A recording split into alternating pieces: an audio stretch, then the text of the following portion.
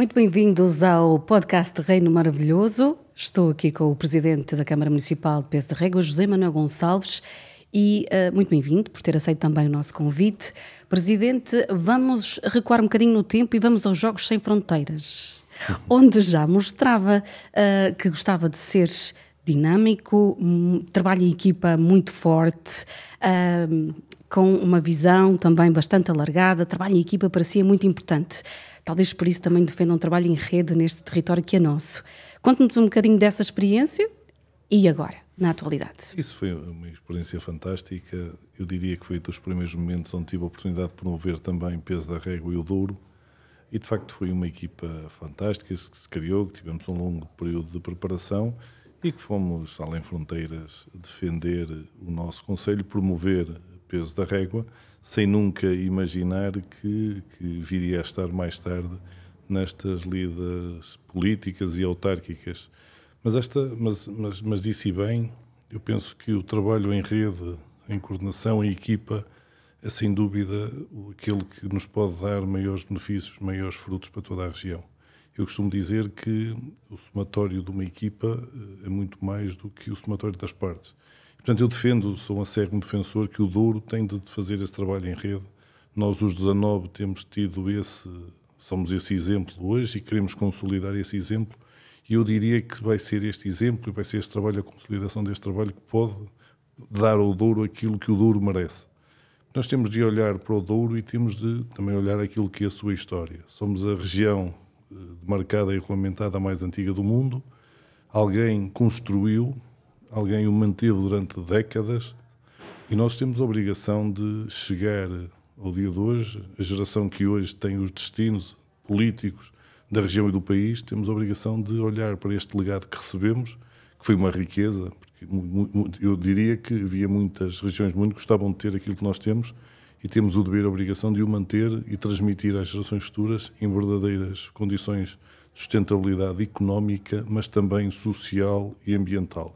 E acho que é isso que hoje nos motiva e os autarcas cada vez mais estão motivados para fazer esse percurso, num momento que não é fácil para o Douro. O Douro passa por momentos de grande dificuldade, alguns que não são compreensíveis, basta nós olharmos aquilo que produzimos em termos de vinho e se fizermos contas, verificamos para as nossas necessidades, neste momento não devemos ter excedentes, devemos ter falta de vinho, mas fruto de uma regulamentação que de facto enviesada, que de facto não olha à realidade específica desta região, vemos os nossos viticultores com dificuldades no escoamento, neste momento a menos de um mês das vindimas, com dificuldades a quem vão entregar o produto, que é fruto de um trabalho de um ano inteiro, onde já gastaram muito dinheiro, muito trabalho difícil e árduo nesta região de montanha.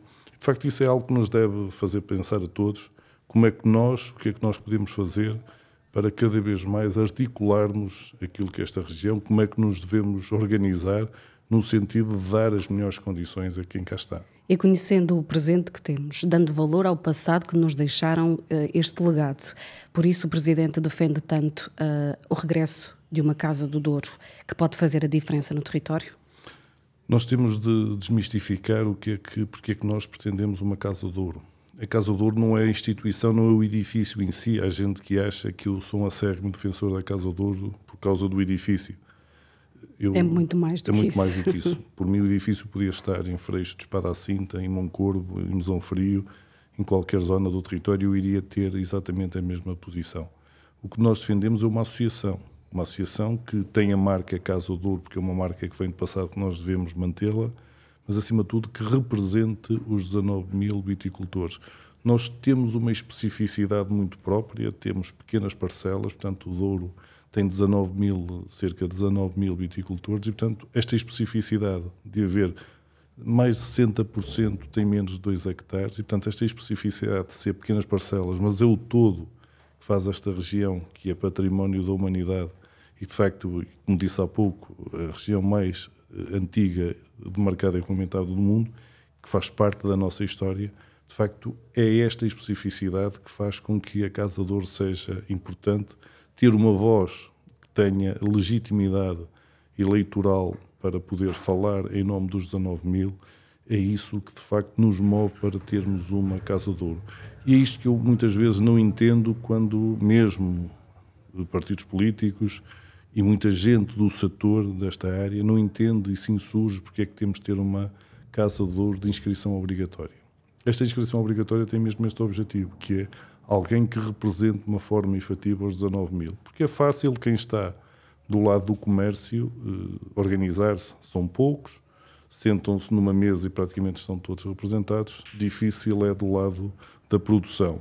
Portanto, é essa especificidade que já no passado foi importantíssima, e há gente que acha e associa isto já aos tempos da antiga senhora, que é qualquer coisa que já está completamente desajustado, e eu gosto de relembrar, porque é preciso que às vezes não se pode dizer uma mentira muitas vezes para que ela se transforme em verdade, e eu queria relembrar que quem definiu isto, os estatutos que clarificaram isto, foi no tempo do professor Aníbal Cavaco Silva, momentos que de facto foram importantes para o país, e portanto foi aí que a Casa de Ouro adquiriu também este estatuto claro de inscrição obrigatória. Portanto eu serei um acérrimo defensor disto, para que possa haver uma voz única, haver uma equipa que possa dar a voz por todos estes 19 mil viticultores que continuam aqui a trabalhar de forma árdua, com muita dificuldade, para manter este património da humanidade, porque o Douro é muito mais do que vinho, e nós, para olharmos para o futuro desta região, temos de olhar para o vinho, que é a essência e a mola da região, para a vinha, para todo o património. Portanto, é muito mais do que o vinho. Portanto, há gente que entende a região apenas do ponto de vista na sua dimensão económica, e eu diria que para a dimensão económica de quem quer só fazer negócio do vinho, nós não precisávamos ter a região que temos, podemos abandonar parte da região. Eles definiam as quantidades que pretendiam para comercializar, definem o preço, porque infelizmente é isso que acontece. Nós temos hoje um preço que é semelhante àquele que tínhamos há 22 anos. Portanto, eu acho que devemos ser o único setor que em 22 anos não viu atualizado o preço a que vende o seu produto, e muitas vezes não sabe a quantidade, porque só há cerca de uma semana é que se definiu o quantitativo de vindima para esta vindima. Portanto, nós aqui vivemos situações que eu diria que pouca gente entende como é que é possível que tudo isto aconteça e continuemos a ter este património, este verdadeiro património da humanidade. E é isto que eu acho que hoje é a nossa responsabilidade de todos, não é só dos autarcas, é do poder político, mas acho que todos aqueles que cá vivem temos que começar a ter uma voz, uma representação para podermos defender esta região. A dona Antónia Ferreira disse um dia que cada um na sua terra deverá fazer tudo o que seja para bem da humanidade. E o que nos transmite nas suas palavras é isso mesmo: se cada um fizermos o nosso papel, se calhar é para o bem de todos e não somente para o bem deste território. A comunidade intermunicipal do Douro tem tido um papel fundamental também, porque esta união dos 19 tem feito um eco também junto do governo. É fácil juntar os 19 em uníssono para chegar mais alto, para a voz ser mais ouvida? Fácil nunca é, porque são 19, cada um também tem a sua opinião. Agora, o que é fácil é nós todos termos um objetivo, termos princípios que definimos e depois numa mesa em que acertamos, negociamos, conversamos, discutimos, e é dessa forma também que se cria a coesão, porque se fosse algo que era fácil, que era só de cruz, eu penso que isso também não seria, no fundo, razoável, e isso não teria grande efeito para o território. Portanto, aquilo que nós conseguimos e este processo de unidade da Cimedouro já traz anos. Eu quero recordar que nós já em 2012, ainda era eu vice-presidente, já houve um processo, já houve determinações na altura de unanimidade em relação a um percurso que nós queríamos, um documento que foi aprovado também em 2014, e a partir daí, de facto, manteve-se esta unidade. Há gente que ainda consegue ir à Assembleia da República dizer que não é bem assim, que os autarcas não estão unidos, aparenta unidade, mas não é bem isso. Mas, de facto, tudo se comprova que, de facto, nós temos aqui uma linha de rumo, um espaço que queremos que seja construído neste território e que dê sustentabilidade, como disse, económica, mas também social. E para que haja sustentabilidade económica e social, as políticas também têm de ser diferentes. Nós temos de olhar para as pessoas, porque este território só existe porque existiram pessoas no passado que acreditaram nele, que o construíram, que o mantiveram, e hoje, para nós mantermos, hoje que a desertificação está aí, e nós, para podermos ter futuro neste território, temos de ter pessoas. E, portanto, a sustentabilidade não pode ser só económica,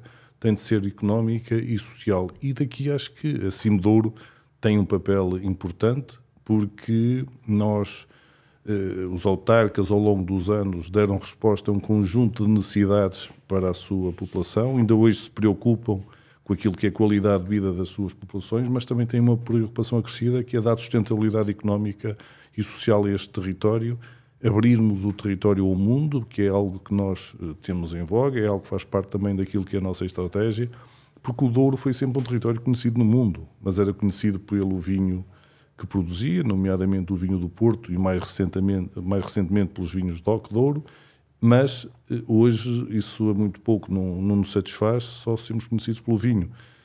Queremos também ser conhecidos por aquilo que é o território, trazer cá o mundo, levamos o vinho ao mundo, hoje queremos que o mundo venha ao Douro, consiga sentir as dificuldades em que este território produz, porque não podemos olhar para uma garrafa de vinho do Porto desta região, como infelizmente acontece, e competir através do preço, e 70% por preços muito baixos. Nós temos de olhar para este território tem de ter vinho de qualidade, o que se apresenta naquilo que são numa prateleira de supermercado ou numa garrafeira, tem de ser vinhos de qualidade pagos ao justo valor.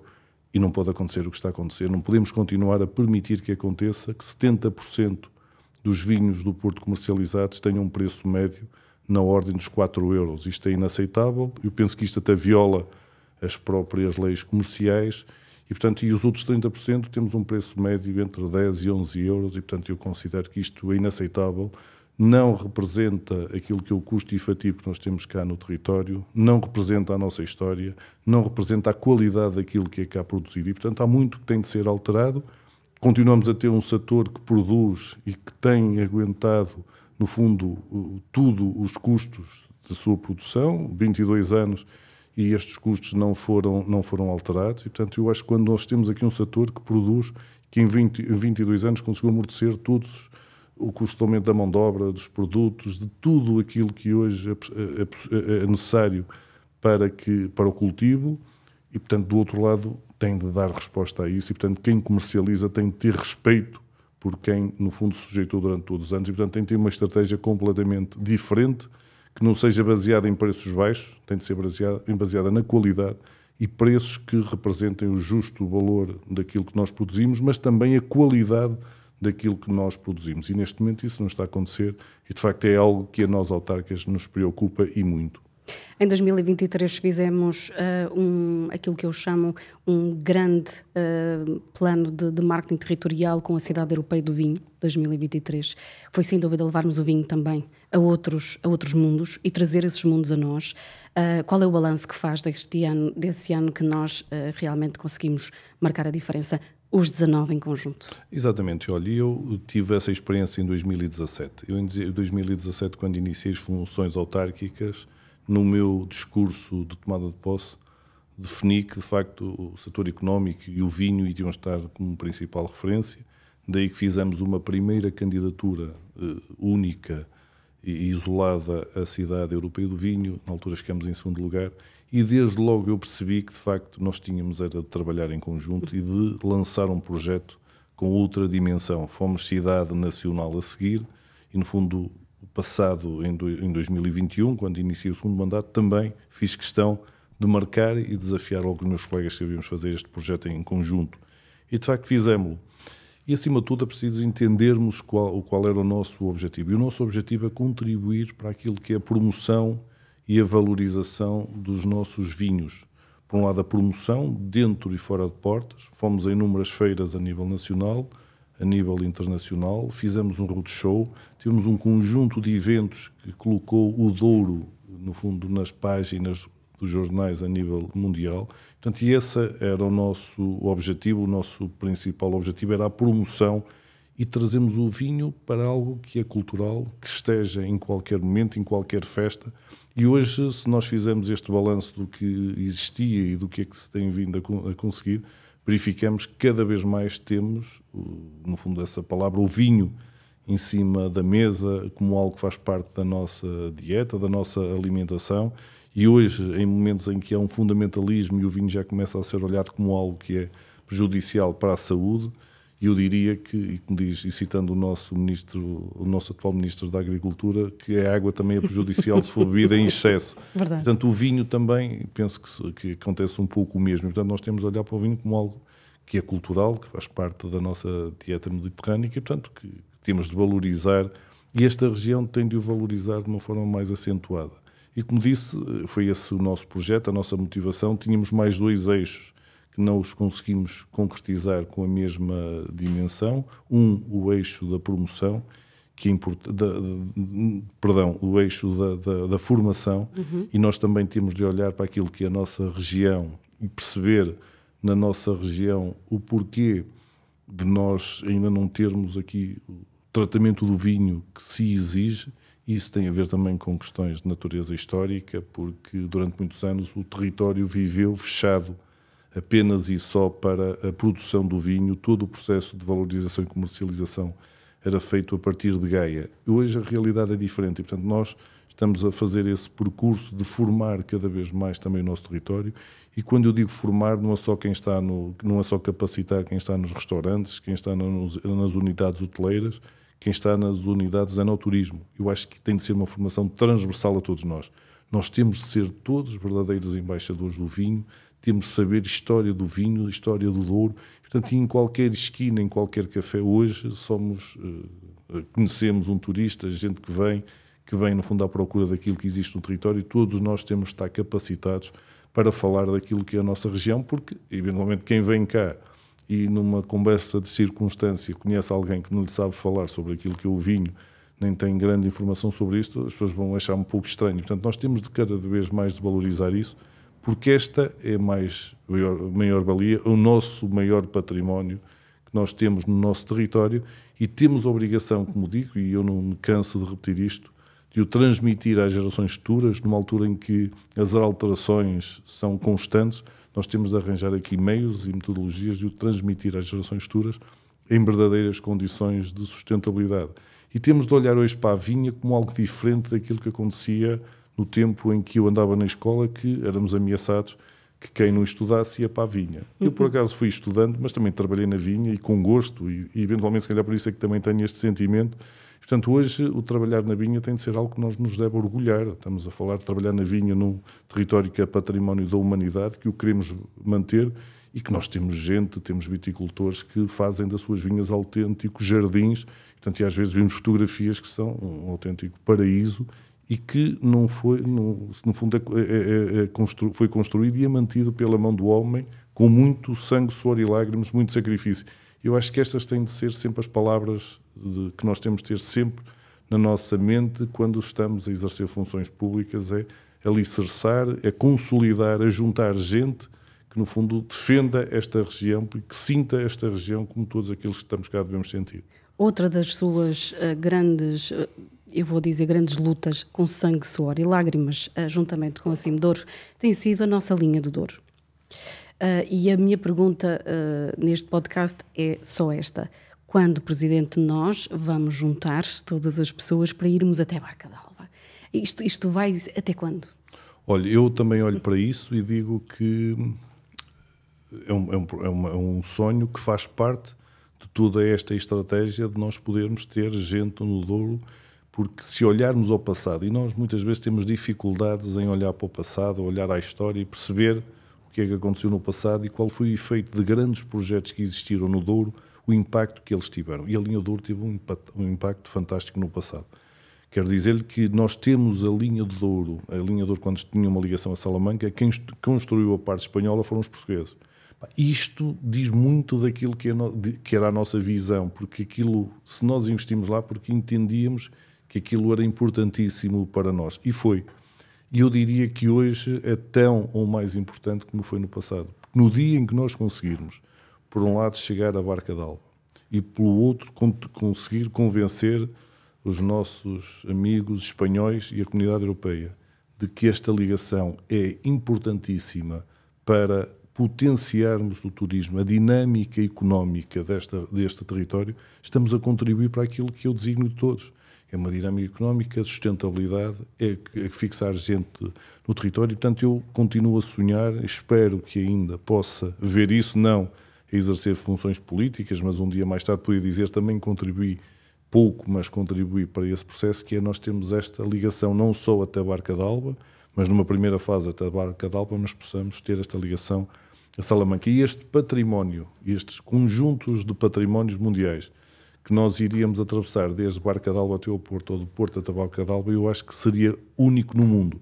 E há um programa num canal qualquer, que agora não me recordo, que fala das viagens fantásticas que existem pelo mundo de comboio. A cada passo, à noite quando não tenho sono, passo e vejo e acabo por parar a ver um pouco dessas viagens, e é uma coisa que eu tenho a certeza, daquilo que eu vi até hoje, nenhuma delas tem a beleza que possa ter, que tem esta nossa linha. E, portanto, nós continuamos num processo de luta em que os atrasos são uns atrás dos outros, porque no dia de hoje nós devíamos ter a eletrificação de linha a chegar a Peso da Régua e devíamos estar já com um projeto concluído entre Peso da Régua e Pocinho, e devíamos estar a fazer o projeto de Pocinho a Barca d'Alba. E, portanto, ainda estamos a adjudicar a obra entre Marco e Régua, ainda vamos lançar o concurso para o projeto entre Régua e Pocinho, e estamos com o projeto, mas sem ter financiamento, entre Pocinho e Barca d'Alba. E eu acho que é este emperrar, é este adiar destes procedimentos que nos têm penalizado e muito. E num território como o nosso, um país tão pequeno como o nosso, que em muitos países éramos quase equiparados a uma região, temos estas assimetrias tão fortes que penalizam o país como um todo. É que quando nós olhamos para isto, muitas vezes é falta de dimensão de um centralismo e de um conjunto eu diria, muito fechado de gente que olha para um país que está deslocado para o litoral e que está inclinado para a capital. E, portanto, eu acho que nós tínhamos de olhar para o país como um todo, porque se nós olharmos para o país como um todo, eu acho que nós conseguimos melhorar a qualidade de vida de todos e contribuir para aquilo que é a riqueza económica do país. Eu acho que todos temos capacidade, o território como um todo tem capacidade de contribuir. Portanto, não defendemos a linha do Douro como algo que nos vão dar só para nos satisfazer, porque, pronto, uma compensação não queremos.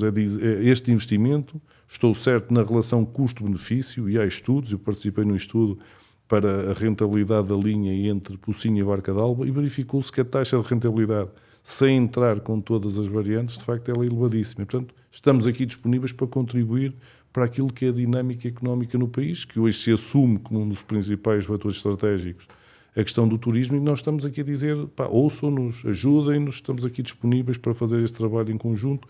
E este trabalho em conjunto não é só no investimento, nós estamos aqui a falar do investimento, da organização do setor do vinho, mas também se olharmos hoje para o trabalho cultural que os municípios já fazem, que é importante, porque este território também tem de ser um território de cultura, de história, e, portanto, verificamos que esse trabalho já é feito. Hoje temos, de facto, somos referências também. No interior, hoje há cultura, vive-se e sente-se cultura, e, portanto, é nessa lógica transversal e global que nós temos de olhar para um projeto comum do nosso território, do nosso Douro. Vamos acreditar. É isso que nós devemos fazer.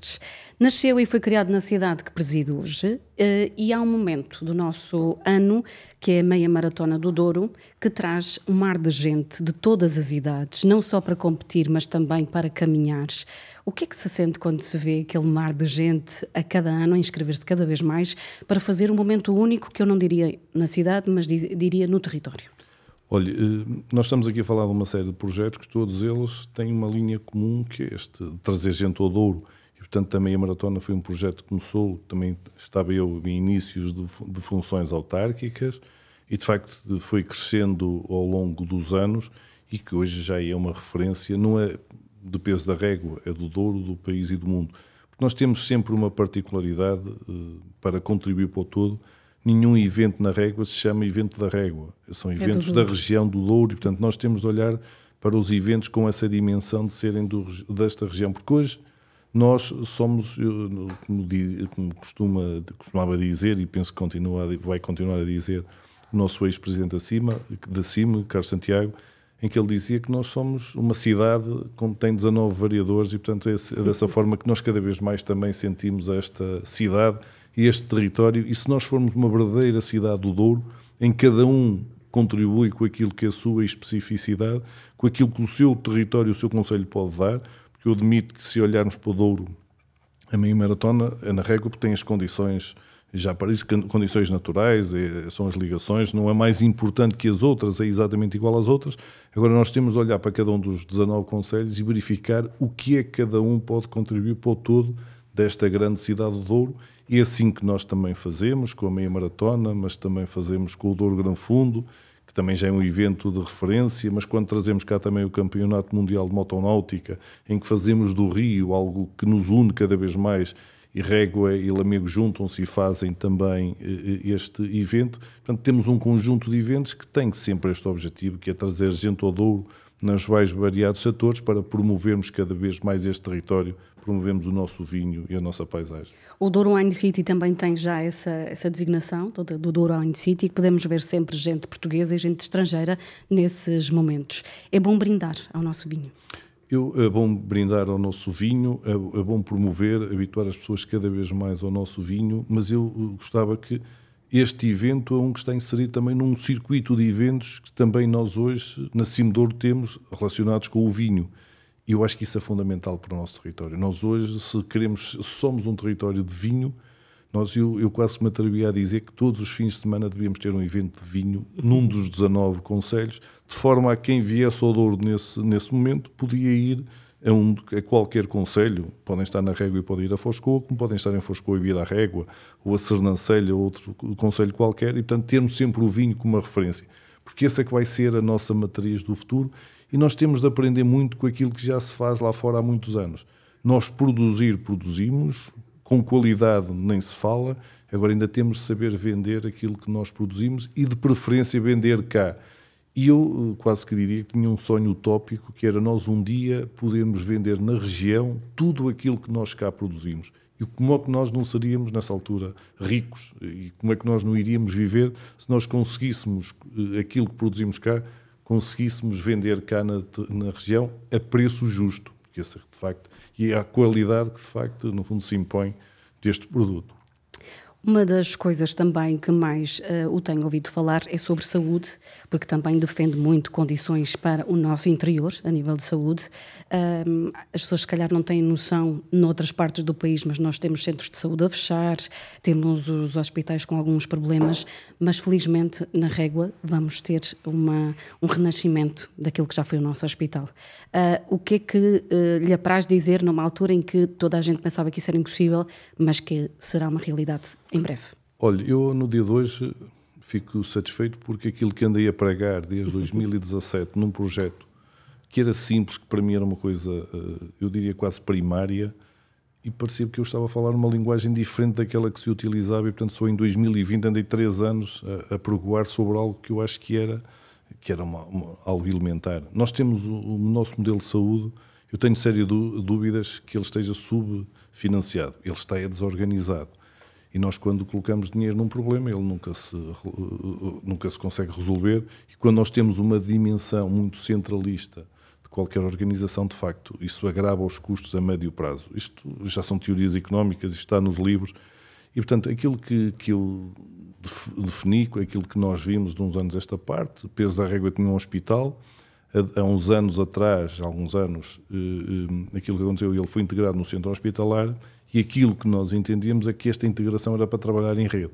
Portanto, e diz os princípios, quando há um trabalho em rede, que começamos a afetar a cada uma das unidades aquilo que podemos potenciar, ou então definimos as unidades onde se especializam em determinada matéria. Aquilo que aconteceu em Peso da Régua foi exatamente o oposto, e na região, que foi, nós começamos a fechar serviços e começamos a concentrar num grande hospital em Vila Real, e isso em todas as especialidades, urgências, isso trouxe-nos o caos que ainda hoje temos, trouxe-nos o caos na região, mas também trouxe no país. E, portanto, aquilo que nós identificamos em Peso da Régua foi em que áreas é que nós podíamos intervir no sentido de estancar até aquilo que é hoje um movimento permanente dos bombeiros, da nossa população, para o Hospital Vila Real. Portanto, discuti muito sobre o assunto, com gente técnica também da área, com os médicos do meu território que de facto sentiam e sabiam onde é que estavam os problemas, e chegamos à conclusão de que nós, se tivéssemos lá uma unidade hospitalar, por um lado logo tivesse um serviço de convalescença que existiu no passado, e portanto se existisse, muita gente que recupera e que tem de estar em Vila Real poderia ir para a Régua e fazer essa recuperação lá no hospital, como fazia no passado. Melhorar as condições também das nossas unidades de saúde familiar e unidade comunitária, no sentido também de lhes dar melhores condições que aquelas têm neste momento. Mas, e ao mesmo tempo, criar um serviço de atendimento complementar urgente durante 24 horas, com meios complementares que permitam diagnóstico de um conjunto de casos que não sejam agudos, no sentido de poder estancar esta vinda permanente para Vila Real ou para Lamego. E foi assim que nós montamos o nosso projeto. Estamos numa fase final, e só não está no final porque da parte da Administração Central, como sempre, nós fizemos a obra, já equipamos a obra, já arranjamos financiamento até para a parte que eles se comprometeram, e a única que não conseguimos cumprir, a única que não fomos nós a trabalhar foi no raio-x, e portanto hoje o equipamento diagnóstico que está em falta para aquilo ficar concretizado é o raio-x, e portanto mesmo fazendo todo este trabalho, mesmo assim eles não cumpriram com o pouco que tinham de fazer. Eu espero que brevemente também possam cumprir com isso. E com isto nós estamos a melhorar a qualidade de saúde do nosso concelho, dos concelhos vizinhos, mas também ajudar àquilo que é a qualidade de saúde e a organização do Serviço de Saúde também, agora nesta nova ULS, a nível não é do distrito, mas ao nível destes, se a memória não falha, 21 concelhos que fazem parte desta ULS. E se cada um de nós puder contribuir e organizar a montante, estancar a montante o que vai para Vila Real, de facto o que vem para a nossa unidade central há de ser aquilo que efetivamente é grave. E o que é que nós pretendemos enquanto cidadãos? Nós o que queremos é ter uma organização que nos resolva os nossos problemas e que no fundo os classifique e que nos ajude a resolver no sítio em que haja capacidade para isso. Se bem se debita tudo para Vila Real, a certa altura Vila Real não tem capacidade de tratar com qualidade aquilo que de facto é urgente e que precisa de ser tratado com qualidade. Portanto, eu acho que há princípios simples que podem ser definidos, que se podem organizar e abandonarmos de uma vez por todas esta necessidade do centralismo, aquilo que temos muito em voga no nosso país é centralizarmos tudo. E, portanto, centralizamos e depois aquilo há de se resolver como é que aquilo vai funcionar. E, normalmente, nunca funciona bem e funciona mal. E, portanto, e na saúde é um pouco isto que está a acontecer. No interior já acontece há muito tempo e nós só estamos a falar disto agora de uma forma muito mais frequente porque, infelizmente, nas populações do litoral também já está a acontecer. Mas isso é um destino que mais tarde ou mais cedo tinha de acontecer, portanto, porque é o próprio sistema em si que estava mal organizado e que isto iria refletir-se, no fundo, em toda a cadeia da administração de saúde. Vamos terminar, Presidente, passou muito rápido, e vou-lhe pedir só um desejo para o futuro do Douro, que lhe apeteça. Olha, o meu desejo, e que ainda há pouco disse, que pode parecer um pouco utópico, mas nós precisamos ter a utopia longe, que é para nos guiar sempre. Nós temos de olhar para a utopia como algo que nos guia para o futuro.